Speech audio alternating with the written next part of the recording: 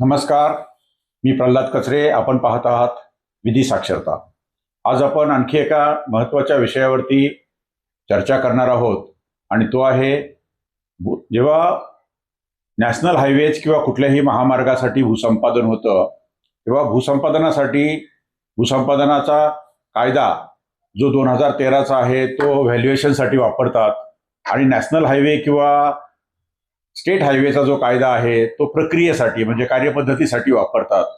पण 2021 साली असं झालं, जरी 2013च्या कायद्यामध्ये व्हॅल्युएशन करताना ज्याला गुणांक म्हणतात, फॅक्टर, मार्केट प्राइसच्या 2 पट असा तो खेड्यामध्ये लावला जात होता. त्याच्या बाबतीत 5 ऑक्टोबर 2021 रोजी एक नोटिफिकेशन काढलं गेलं आणि रस्त्याच्या सन्मुख असणाऱ्या ज्या जमिनी आहेत त्या रस्त्याच्या सन्मुख असणाऱ्या जमिनींना 2 ऐवजी 1 लावला जाईल, का तर त्या भागातले भाव खूप वाढलेले आहेत आणि भूसंपादनात खूप शेतकऱ्याला पैसा द्यावा लागतो, असं साधारण सरकार आणि ते जे महामार्गाचे भूसंपादन करणारे प्राधिकारी असतील त्यांचं मत होतं. शासनानं पहिल्यांदा ते 5 ऑक्टोबर 2021ला एक नोटिफिकेशन काढलं.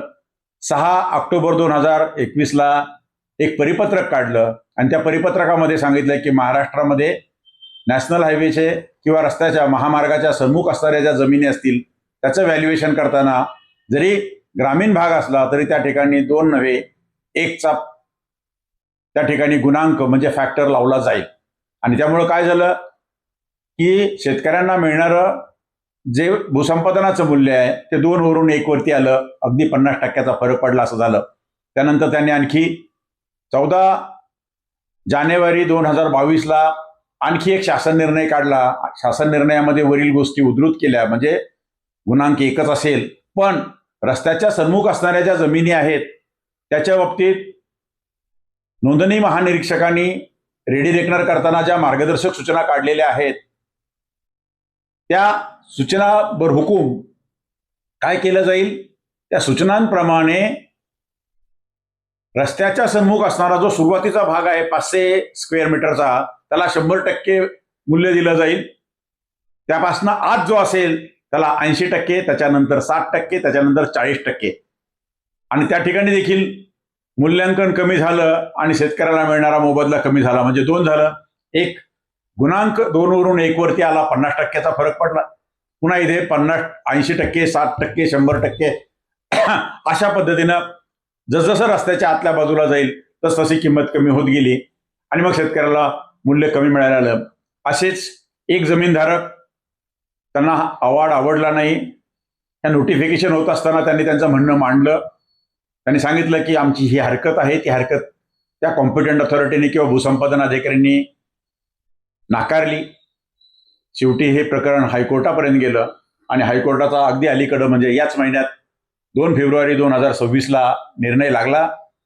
आता हायकोर्टाने ये 3ही म्हणजे 5 ऑक्टोबर 2021चे अधिसूचना, त्यानंतर 6 ऑक्टोबर 2021चं परिपत्रक आणि 14 जानेवारी 2022चं परिपत्रक महामार्गाच्या सन्मुख असणाऱ्या जमिनीच्या संदर्भात जे